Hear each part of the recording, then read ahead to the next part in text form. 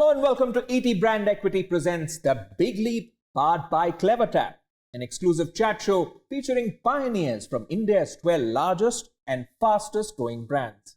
I'm your host Gautam Srinivasan, and during these conversations, we'll bring you an inside look into the growth stories and success mantras of businesses that have taken a big leap and understand the nuts and bolts of how they identify gaps in the market and created solutions which transform consumer behavior. Well, about today's story, it's commonly said that there is a huge untapped potential in India's Tier 2 and Tier 3 markets, so much so that it has the ability to drive the engine of the economy. So in 2016, two IIT graduates decided to harness the potential of this region. They created a platform called Meesho, which also means My Shop in short, where small businesses and individuals could start their business from home with zero investment. Now, this opened the gates for millions of small businesses and entrepreneurs who joined the platform and listed their products for people across the country and gave a huge boost to social commerce. So, do you want to know more about the story? Do you want to know how they did it? Then let's log into this wide-ranging conversation with Sanjeev Barnwal, who's the founder and CTO of Meesho, and Kirti Varun Avasarala, who's the Chief Product Officer of Meesho.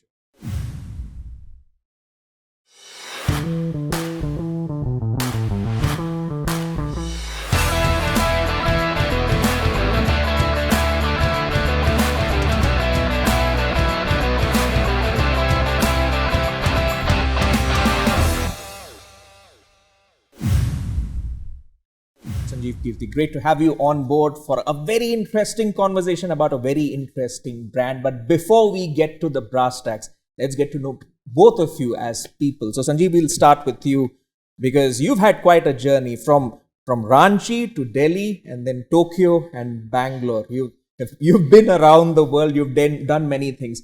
Take us through first about your evolution during this entire journey to lead such a big firm.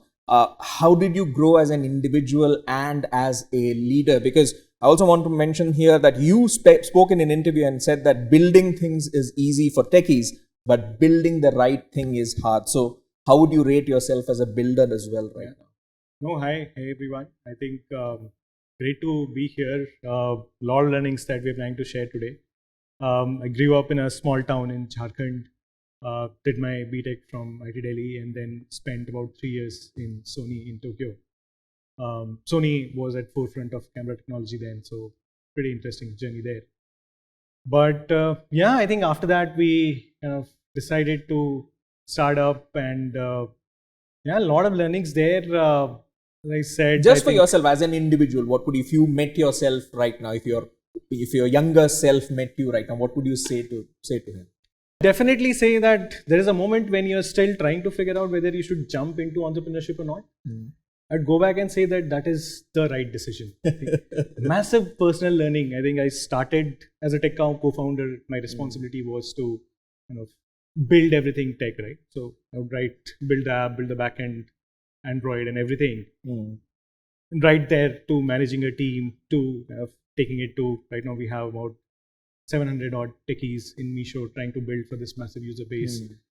And the amount of satisfaction that we get by looking at what we have created, enabling millions of people in India to come and transact online, which was never possible earlier. So definitely, am I the best builder? No. Am I better than where we started? Definitely yes. Lot of learnings personally in terms of, so I think writing code is easier. Managing team is much, much harder because now you have to get everyone to be motivated by the passion towards solving your users' problems, a lot of problems that come with scale. But I think biggest learning was being closer to our users. I think we have ourselves iterated the business model multiple times, but that was a big change compared to when we started. We thought, okay, we are going in with an idea.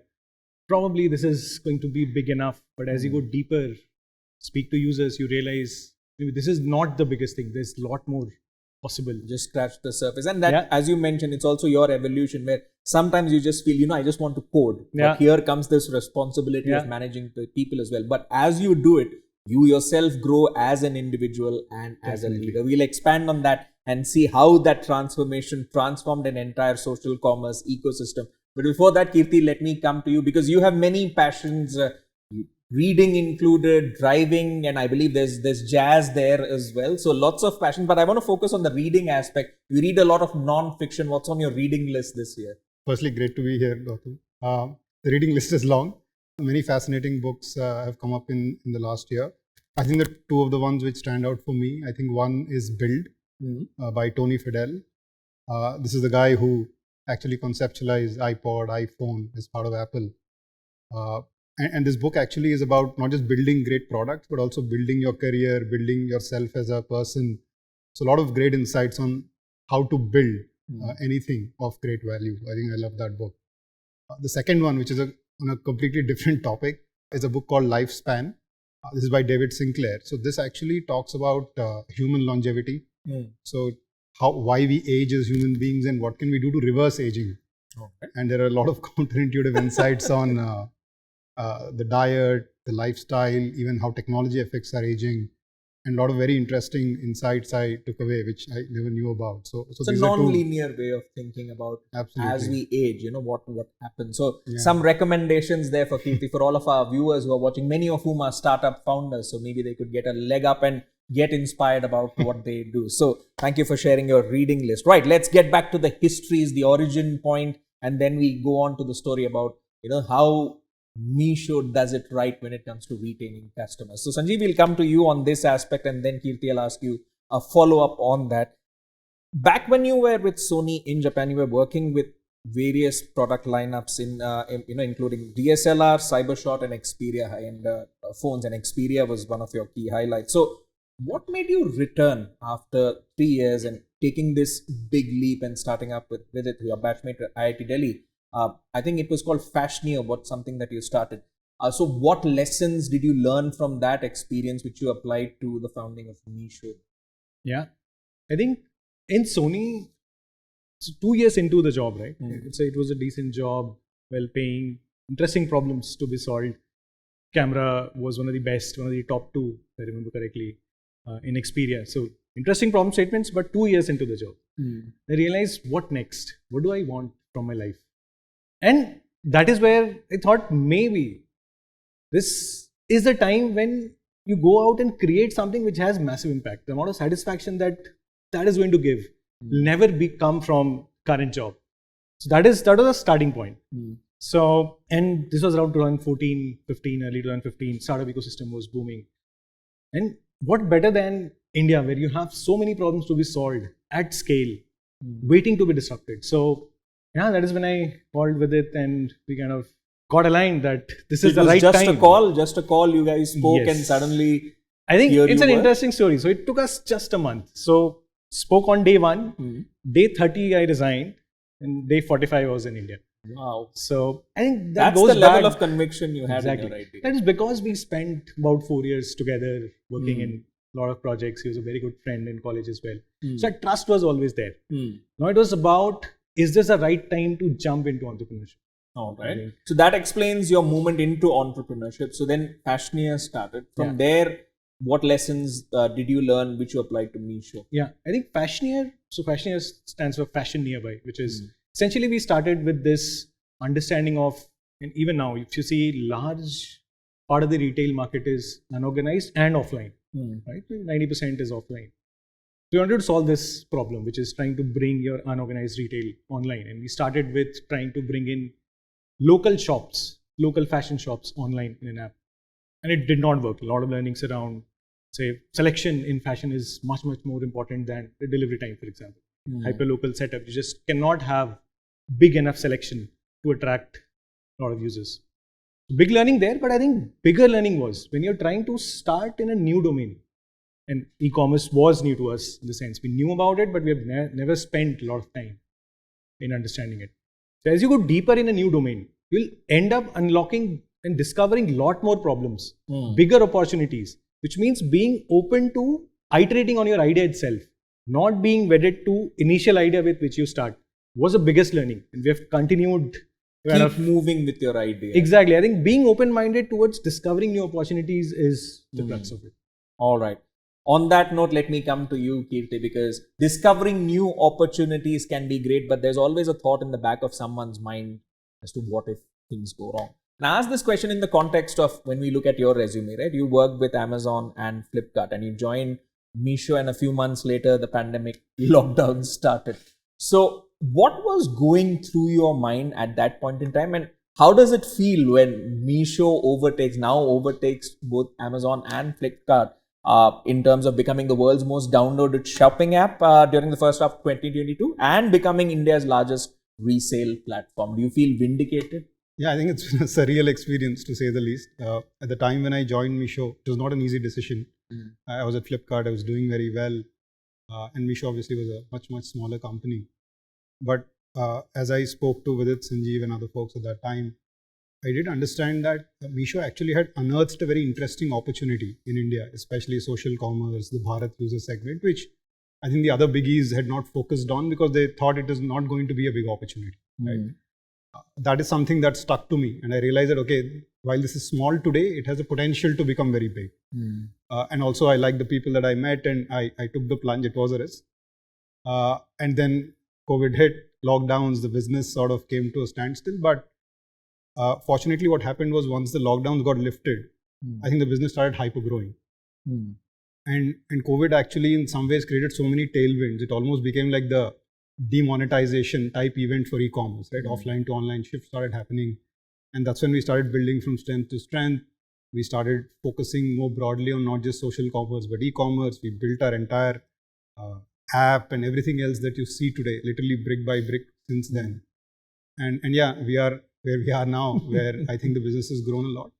I think the biggest keys to success, I think like Sanjeev also mentioned earlier, has been that user-first mindset, being very open-minded and understanding what are the new problems that you can solve and not having a bias around whether others have tried it, whether it has worked or not, taking a very fresh perspective to problems and then solving them in a very product and technology-driven manner. Absolutely. I think those are the things that have worked the most for us. And in this process also, the other great thing that I think Meesho has done is also build a great culture in terms of attracting great talent. But if you don't have great talent, you can't actually achieve all the things that we have, right? So overall, I think it's been a surreal experience, like I said. And the good part is we're still in very early stages, right? If you look at e-commerce market overall, with all of the stuff that Meesho and everybody else has done, still the penetration is 5 or 6%. That's the fascinating aspect of it, where others might see, oh my God, this is a high growth phase. It's actually just the beginning and there's more to come, more exciting developments to come. But speaking of some of the points that you raised here, KV, let me get Sanjeev to comment on that, especially on the user first aspect, right? Because whenever you're launching an idea, you're trying to understand the user's problem. So from that perspective, what were the key problem areas that you were trying to solve, Sanjeev, along with it? Especially when we look at Meesho and its mission to sort of democratize e-commerce for people in India, millions in India, and post the launch, as you sort of got around 50% month on month, grew 50% month on month. What were some of the highlights of your earliest customer conversations? For example, say housewives who were using the platform to run their boutiques. How did those conversations shape the way Meesho 1.2 tuned its focus for user retention? So, just to set some context here, like Meesho 1.0, we're trying to build a platform to enable resellers, mostly housewives, to run their own online business on WhatsApp and Facebook. Biggest problem, and this also we discovered through kind of user conversations. So it's an interesting story. So first we built a version which was more like Shopify for mobile in India, which is resellers will come, create their own online boutique and kind of find their own sort of supply chain, add products and then kind of start selling. When we went back to these users, and this is interesting, user which was named Anu's Boutique, and she was running a online business named Anu's Boutique. The way she used to run it was, she and her husband used to every quarter go to Surat, take contacts of individual suppliers, add them to WhatsApp groups, and start getting product pictures from them. It's a very unorganized way of doing business. Now, the thing about social commerce is it's impulse buying. So you need constant supply of fresh products, which means you need a lot of supplier connections. So we discovered that supply is one of the big problems, which is holding social commerce back in India. And that was one big insight in kind of building this first version. We built a very minimal marketplace, MVP version of this marketplace, which just enabled users to find new supply. And And we went ahead with it, launched it. Very interestingly, we saw, obviously this was solving a core problem. But when we launched it, one of the very fundamental feature is sharing on WhatsApp, because that is where they do business, right? Again, here we built something. There's an option of sharing to WhatsApp. We launched it. Nobody was using it. And very difficult to understand. The functionality works. Why are people not using it? They kept complaining, I'm not able to share. I don't find good products. We went back to them. We spoke to them. Very big insight there that the kind of phones that they had was very low end. And here, as engineer, you always have probably high-end smartphones. You're engineering for a high-end smartphone, and you especially have big the wrong, history. big mistake. So you have high-end smartphones, you have very good internet bandwidth, you have Wi-Fi here, so you are in a city, so you just don't see those problems. That is when we realize that investing a lot upfront in making sure your app is performant in low-end smartphones as well as unstable internet bandwidth, going aggressive on the caching side, and all of these problems have fantastically been solved by WhatsApp, which is one of the main apps that these users have always used, downloading in background and so on. So again, all of this happened only because we went back to our users every time to discover problems, understand what is working, what is not. So that helps you build her Indian ka apna market, as you say. I want to expand on that thought on basis something that you wrote on Twitter, that an interesting measure for the success of a technology is people taking it for granted. And here you had that process. You spoke to users, understood what they need, you got those insights, and you enacted it. So could you expand on this thought that you mentioned in Twitter in the context of how you made e-commerce accessible to almost 50% of your new customers for whom this was a completely new experience altogether. The issue that you mentioned earlier, that could be seen as I'm experienced, but this is either an infrastructural issue or a UI issue. But what about those users who've never gone online, never done e-commerce? How did you make it a habit for them to use the service? No, agree. I think we operate with this mindset of, if you're trying to build a great technology, it should just work. Users should not have to think about it at all. And when you're trying to build for Tier 2 plus users, most of the time they would have used apps like WhatsApp, Facebook. That's it. They've never transacted online. Which means you have to minimize the cognitive overload that they go through when they come to your app, start browsing the products. So making the UX very simple, which means even simpler things which are taken for granted if you're trying to build for high-end users is, let's say, hamburger icon. Is you hide options behind certain menu, doesn't work for our users. So putting everything up front, leveraging a lot of image heavy actions to enable users to understand how do you go to a particular category. We recently launched, for example, vernacular search. Overall, we made the app vernacular. We are now supporting 8 different languages. Now that helped a lot in making new to e-commerce users comfortable with the new e-commerce experience. I think bigger problem is in our marketplace, we kind of sell a lot of long tail products. These are unbranded. There are infinite pool of products to choose from. For a new user who's coming to the app for the first time, how does that user find the right product? It's almost impossible. So there we have leveraged data science to understand the intent implicitly. So that we broadly predict what this user wants. And then the moment he opens the app or he or she opens the app, we show it upfront in the feed. To just reduce that overload of trying to figure out where do I go in the app, second, third layer to reach the right sort of categories. But I think their data science has played a very important role. Fascinating. Kirti, let me get you to expand on that as the chief product officer of the company. Speaking of what you mentioned, that you're kind of predicting what the user wants and you keep it up front and center. Take us to how you shape user demand towards the right kind of items to buy. I want to look at it from the perspective of trust and quality, especially, love at first sight, that you use it, you found it simple, you found it intuitive. Therefore, that sets the base of retention for you because the first few interactions are very, very important. Take us through, the unique selling points of Meesho, especially in making those initial interactions so smooth that the user decides to stay with you. Yeah, this is actually one of the most important problems that we try to solve at Meesho, and also one of the most complex ones as well. Like I think you were mentioning earlier, more than 50% of our new customers we've acquired in the last year have been new to e-commerce, right? Which means that they've never shopped online anywhere before. So in their first few interactions, the experience that you shape for them becomes critical.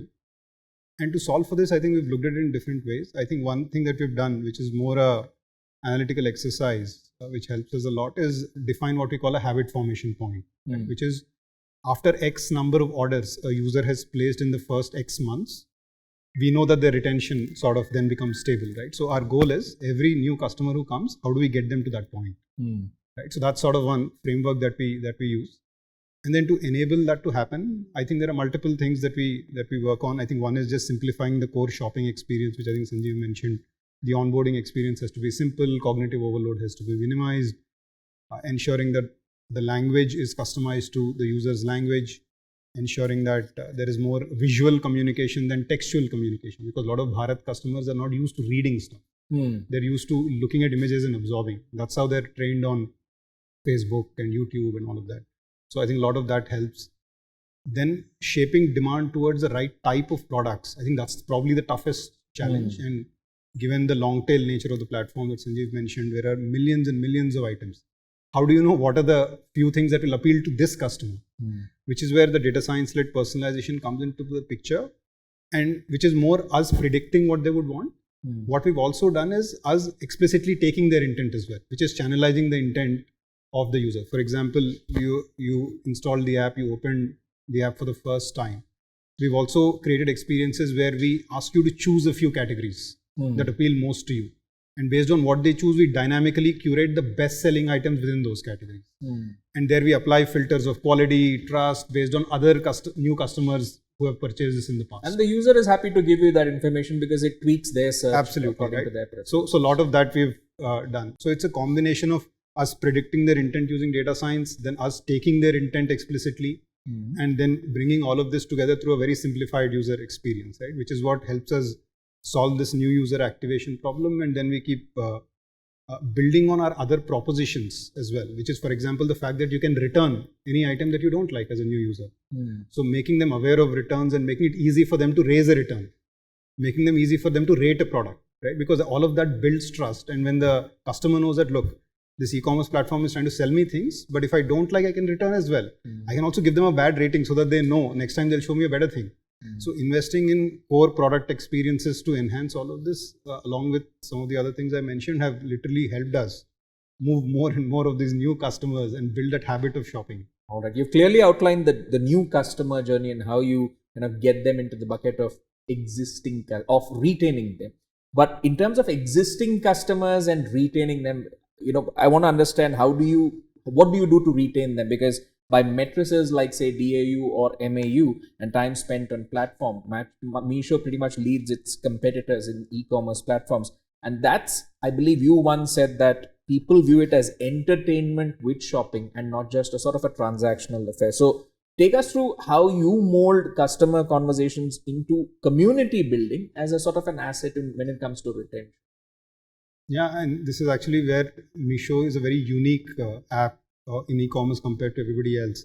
And again, as we spoke more to customers who started using Meesho, we wanted to understand, why do you shop here? Like, what do you like about Meesho? And apart from the fact that there are a lot of items and the prices are great, one thing we constantly hear is, hey, this is a platform where I want to come and browse through things even if I don't have any intent to buy anything. And this is very different from the conventional e-commerce paradigm, right? Most e-commerce has worked on intent-based sort of buying, which is you have something in mind, you come and search for it, and then you buy. Whereas here what we see is people open the app because they have time on hand. So this is discovery then? Discovery. You browse through it, you like something, you buy it, right? And the other thing also that building on this, what we've invested in over the last couple of years is building a lot of social elements into the app. For example, there's a community where customers can share with other customers the items they have bought so that they also get inspired to buy. Okay. They can put their comments and others can see, hey, this person has commented so much on this item, must be very good, so let me also try. It's a softer version of peer pressure, right? Yeah, peer pressure. There's also a lot of gamification, which is if you buy more and more, you get more rewards associated with it. So all of these kinds of elements, the community element, the gamification element, the fact that it's a discovery-based platform, makes it a non-transactional affair, right? Makes it more like an app which I want to use when I have time on my hand. So it's almost starting to substitute a YouTube or a Facebook for them and not just a regular e-commerce app. So that's sort of been our revelation, and we've sort of continued to build on it. And that explains why you retain them, because you've kind of made it multimodal, not just a single mode, a single thought behind accessing it, but rather it's something you just use as a force of habit thing. It's not necessary that you want to buy something you use, man. You want to check out what are the little connections or what your friends are buying, or made it a social experience of buying, so to say. So you stuck to your premise there. Expanding on that, Sanjeev, this shift from say intent-based to discovery-based buying.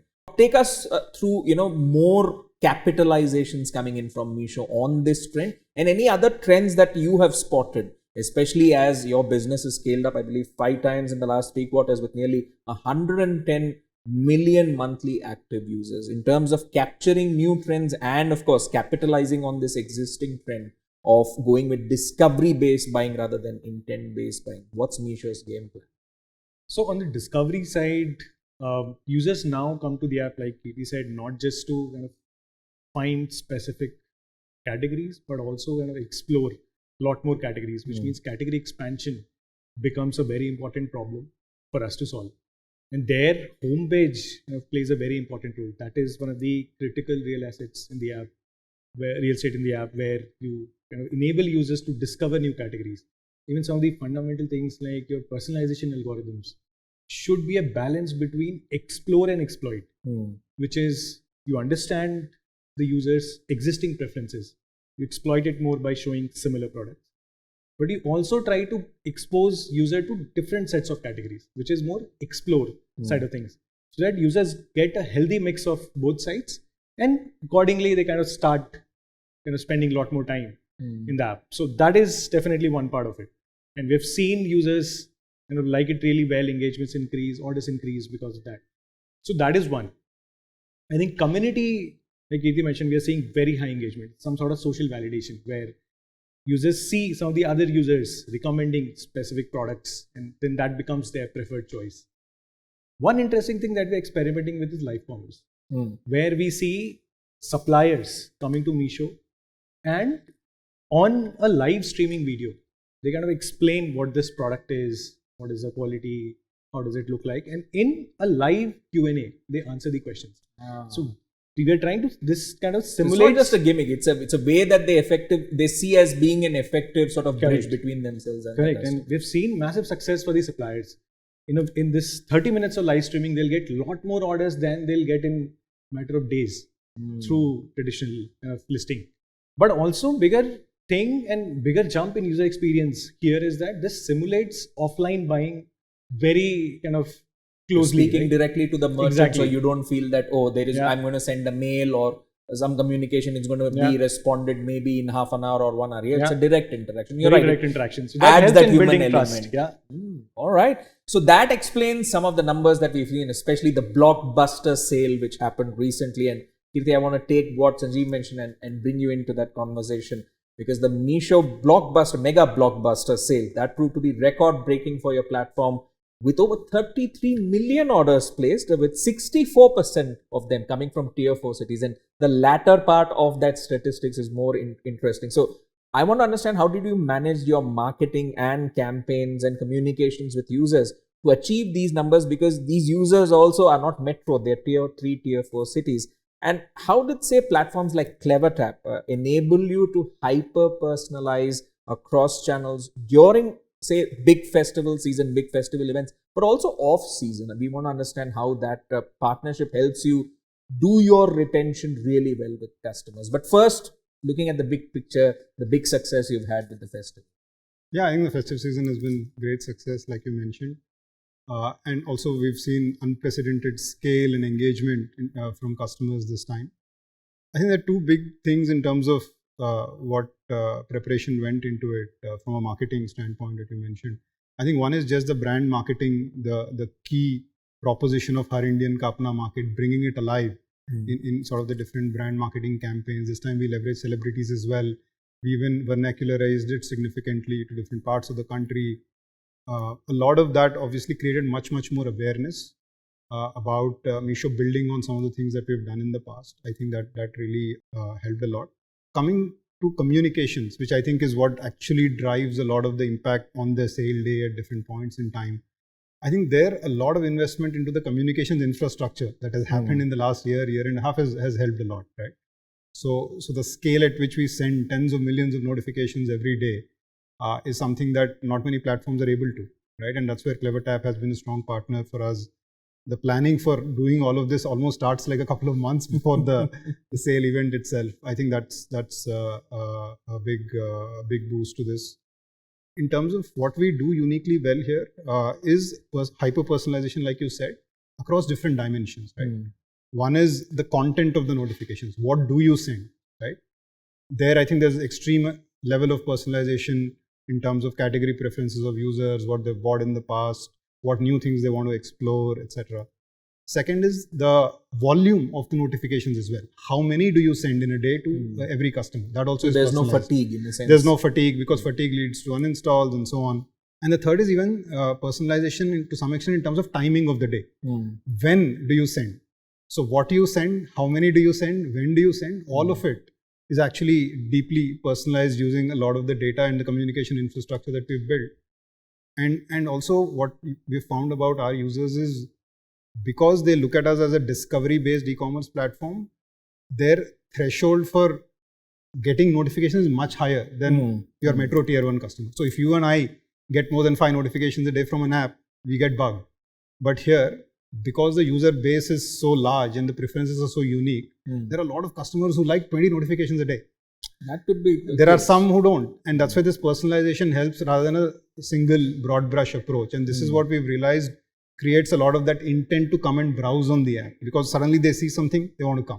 Right? It's all about the context. Yeah. So I think that's sort of what we've done this time and it's worked well. And this is also something that we built over the past year and a half. And obviously CleverTap has been a great partner.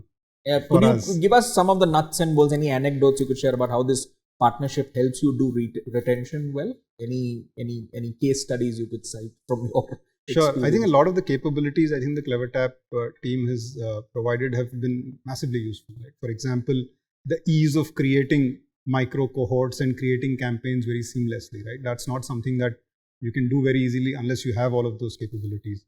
Then the other thing is managing the scale.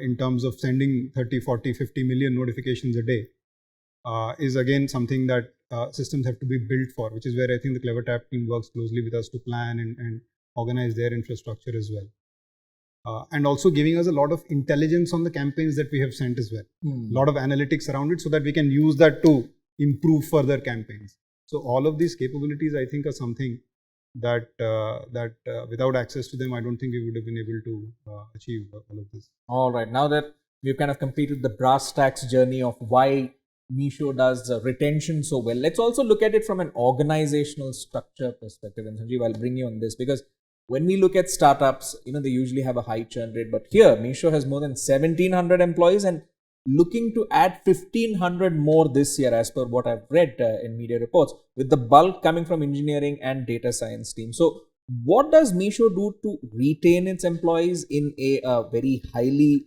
competitive space and enable them to work successfully towards that North Star of user first? How do you attract the best and brightest in that context? Take us through your Think 10x philosophy because it sounds great. But I want to understand what's actually at work in the organization where it structures itself for user first. Yeah, I think the fundamental thing here is culture, which kind of helps in attracting the right talent and retaining them. And broadly, I believe there are 3 things which matters for everyone, for every great talent out there. There are 3 things which matters, right? One is mission, which is they should have exciting enough mission to kind of spend large part of their day working for a company, right? That mission should be bold enough, should be fulfilling enough as well. They should feel content kind of working towards that mission.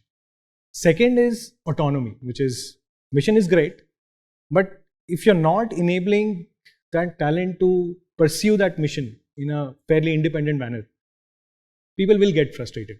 And there we have solved it by kind of organizing teams in a manner in which they are broadly self-sufficient, which is all the complementary skill sets put together, back-end, front-end, Android, business, product, forming a team together, and there are multiple such teams pursuing different problem statements with very minimal dependencies across different teams, which then enables autonomy so that they can move faster with very minimal kind of coordination overhead. And third is transparency, which helps in building trust. I think there has to be very clear communication and information flow going on from the top level to the last level. Not just about good news, but all the bad news as well. Which means you grow, you share all the metrics. You don't grow, you share all the problems. No hiding from your own people, right? So I think broadly we have done these three things, right, which helps in building a right culture where we are able to retain talent. We have one of the lowest attrition in not just engineering but overall company. But beyond that, we have this think 10x philosophy that you mentioned, right?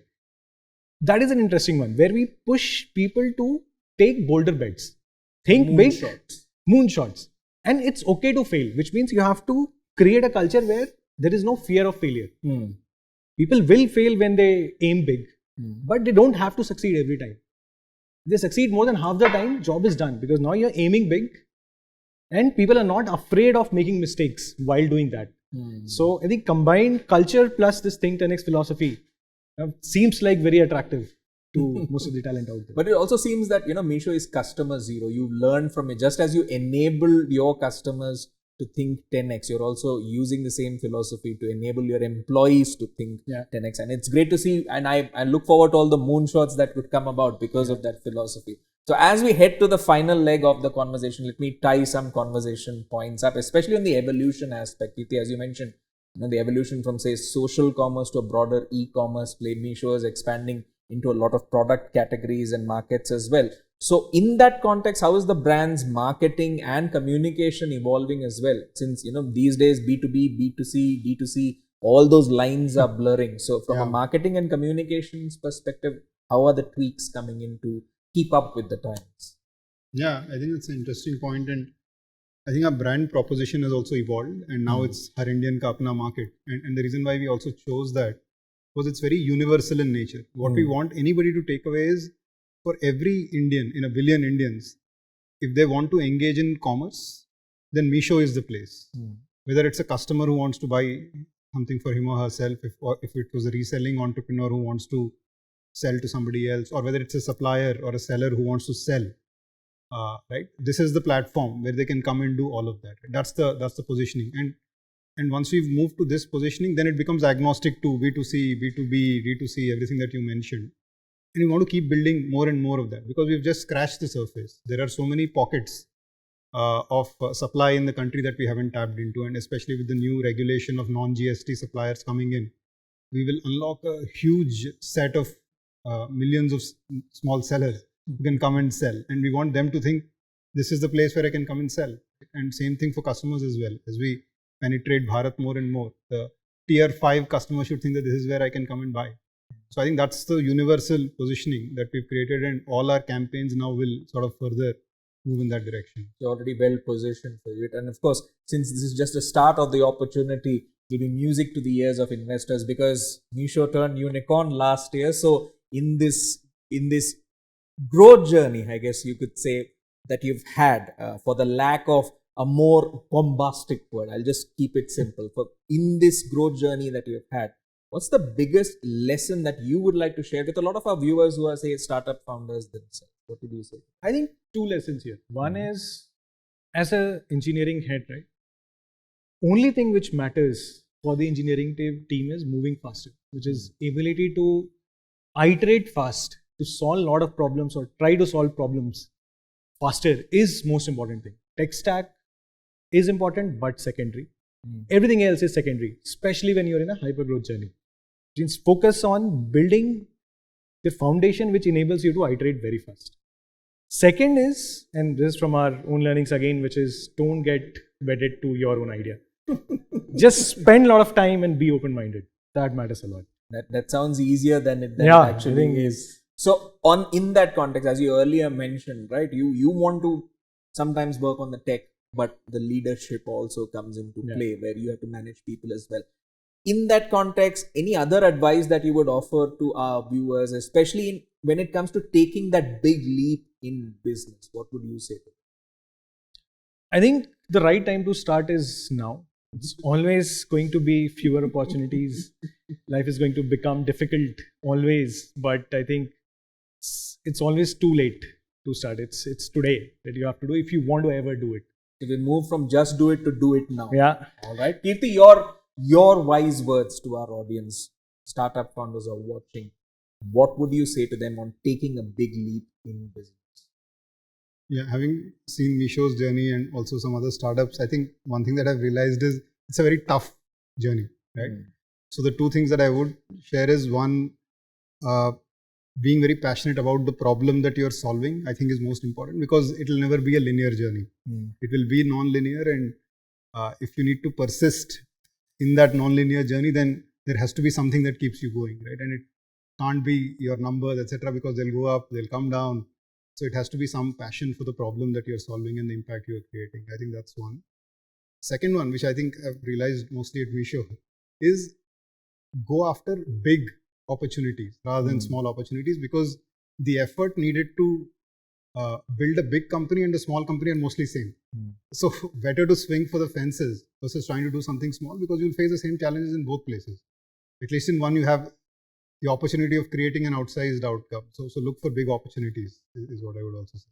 Well, I hope you take those words of advice, those words of wisdom from our leaders to heart, and maybe we could see the next unicorns coming out of our viewers who are watching. But on that note, thank you so much, Sanjeev and Kirti, for sharing with us your thoughts, your insights, and of course, this growth journey, this fantastic growth journey that Meesho has had in its mission to democratize e-commerce and build her Indian ka apna market. I wish you all the best for future endeavors as well. And of course, to our viewers, you've learned lots of lessons. You've learned the growth story of Meesho. It's time now to understand more about the investment story of Meesho. So stay tuned to that.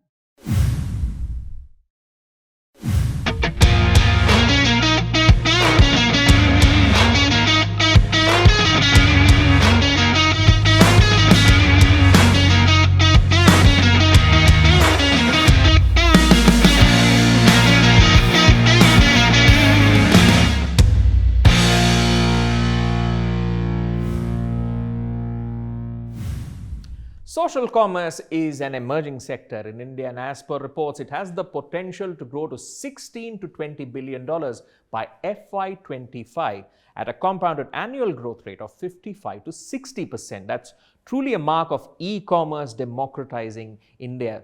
And also, this offers a huge opportunity for players in the segment in the near future. So let's understand more about this. Let's now speak with Mukul Arora, partner at Elevation Capital, on how he sees the social commerce segment panning out and what made him decide to back Meesho.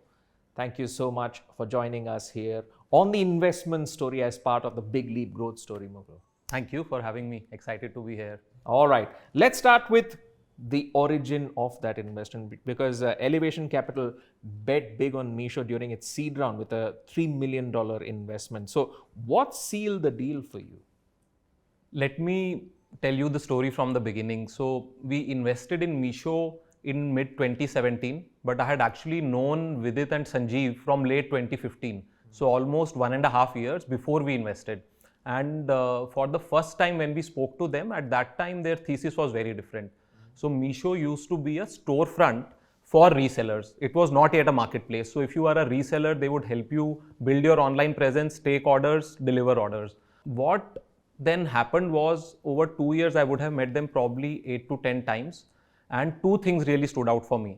The first one was they were very, very customer obsessed. They would listen to their customers very closely. In their first avatar, they would go and sit with the resellers and see actually how they were using the app. And then they would adapt their business basis that. So from those insights, they realized that, hey, for these resellers, the big pain point is not creating that storefront, but actually supply. Because they are small businesses and they are sourcing either from a small wholesaler or a small trader, and they neither get the best selection nor do they get the best prices. So that's when they pivoted to a marketplace for those. And then when I met Vidit and Sanjeev again at that time, the signs of product market fit were very clear. They were growing extremely fast, even though they were almost out of capital at that time. So they had no money to spend on marketing, but still they were growing fast, had amazing product market fit, had very strong feedback from resellers. And that's when we realized they were onto something very special, and there is no way we could not partner with them. So mid 2017 is when we decided to partner with them and do the seed investment. All right, let's expand on that and understand from you what made that investment story unique for you. Because Vidit and Sanjeev it's also about understanding the founders, reading the founders, so to say, understanding the team, understanding the business model. So take us through those various aspects and bring it all together on what makes this investment unique for you. I would say a few things. One, I already spoke about founders' customer obsession, which to date has been their biggest strength. Like even now, one of their values is listen or die, where what they mean is that unless we listen to our customers very closely as a company, we are going to die, and that stays true to this date. Second is I have now known Vidit and Sanjeev for almost 7 years, and the way both of them have grown as leaders has been phenomenal and very inspirational. So if you look at Sanjeev before starting Meesho, he was in Sony and he was an individual contributor, or maybe it was managing like a small team. 3 lines of businesses he was looking at, I think DSLRs and so on. Right, right. And now today, he is running a team which has hundreds of engineers. This sales season, we did more orders than Amazon and it went flawlessly. There was no failure. So when you see someone growing that well, it's just unbelievable. Similarly, when I look at Vidit, as part of our jobs, we meet hundreds of founders every month. Most founders are either very strong visionaries or they are great operators. Vidit is the only founder I have met who is great at both of these. So he can see where the strategic shifts are happening. Therefore, how do I need to align my org and culture according to that? And then what do we need to do in terms of execution? So this kind of growth in founders has been the most unique part for me. And as an investor, when we invested in the seed round for first couple of years, I used to play a mentor role for Vidit. But last 2-3 years, I get to learn from him as much, if not more. And he's as much a mentor to me. So again, seeing that transformation in our journey has been quite phenomenal. And the way it has shown is, as the team has grown, as the founders have grown, the ambition has become much bigger. And as you know, now it's no more a marketplace which is catering only to social commerce and resellers, but now it's about democratizing e-commerce for everyone, and now it's a direct-to-consumer platform. All right. I also want to get your perspective on Meesho's consumer retention strategy. So on that, how well has Meesho's no-frills approach to pricing worked to ensure higher retention rates of customers in this very hyper-competitive environment where there are larger players who have deeper pockets? What's your view on this? Right. So if you look at the larger players, they have made very different design choices. When Amazon came to India, they brought their Western model to India, which is that we want people to come, take our Prime subscription and get products delivered the next day. They are targeting people like you and me who value convenience.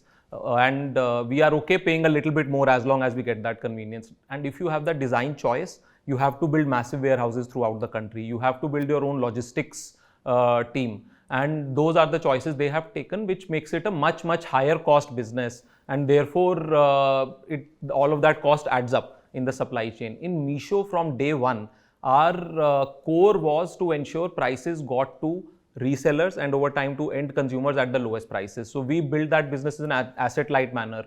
No logistics, no warehousing, no commission.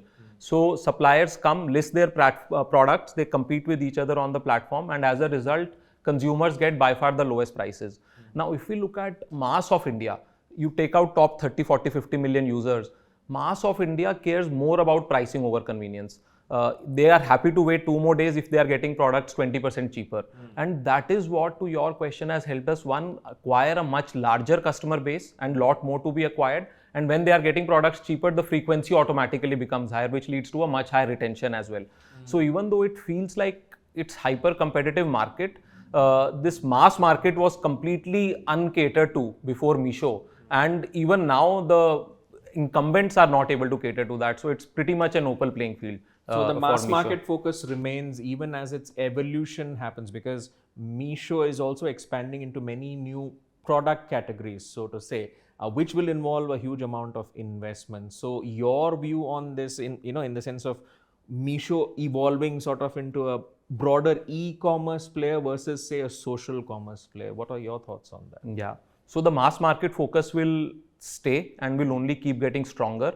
And the evolution from social commerce to e-commerce has already happened. That's the beauty. And there, last year when we started making that shift, what we saw was actually last year, 2020, post-COVID, even though the platform was built only for resellers, consumers automatically started gravitating to the platform with zero marketing. So we were not doing any marketing.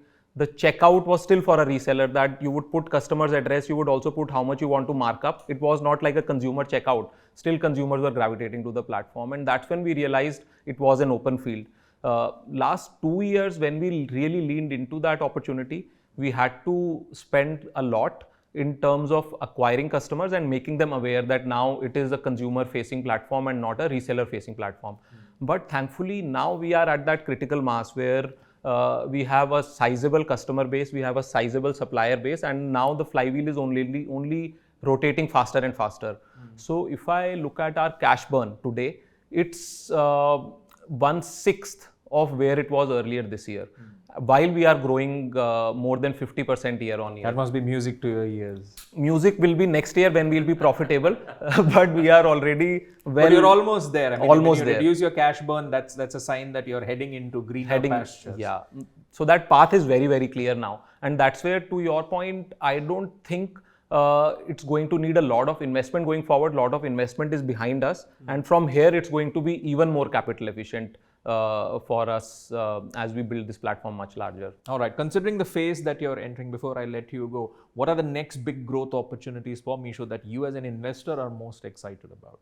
We are sitting on a gold mine, so we don't need to look at newer opportunities. We need to look at how do we make the best of this opportunity, and let me elaborate on that. If you look at retail in India today, it's $1 trillion market, give or take. In next decade, it will become $2 trillion. If 10 years out, our e-commerce penetration is where it is in developed world, which is 20, 25, 30%, we'll have a $500 billion e-commerce market. If at that time, Meesho is the leading marketplace, which I am certain it's not, and if it is going to happen. And even if they have 20% share, it's a $100 billion opportunity that we are talking about. And when we get to that scale, it means hundreds of millions of customers are buying on Meesho, and they are able to get better products, lower prices. So fundamentally, Meesho is helping them improve their lifestyle. Millions of suppliers will be selling on Meesho. So Meesho would have given birth to a lot of suppliers. They would have helped a lot of suppliers grow their businesses on the platform. And millions of delivery boys would be delivering Meesho's parcel, although they would still be working with our partners, not our own logistics team. So the opportunity to have a massive commercial impact and a massive social impact is just unbelievable. So we have to stay razor focused on execution and make sure that our value prop, both for suppliers and customers, keep getting stronger. And 10 years out, Meesho is going to look much, much more phenomenal. So we've just scratched the surface of the investment story when it comes to Meesho. As you said, $100 billion opportunity. So next stop, DecaCon, and then we'll see where things go from there for Meesho. But in the meanwhile, Mukul, thank you so much for joining us here on the Big Leap Growth Stories as part of the investment story profile for Meesho. Thank you so much. Thank you again for having me. And with that, we come to the end of this episode of ET Brand Equity Presents The Big Leap, powered by CleverTap. I hope you enjoyed listening to these leaders and their growth stories. Thank you so much for watching, and we'll be back again with the next episode with 2 more unique stories. Till then, this is your host Gautam Srinivasan signing off. Have a great day.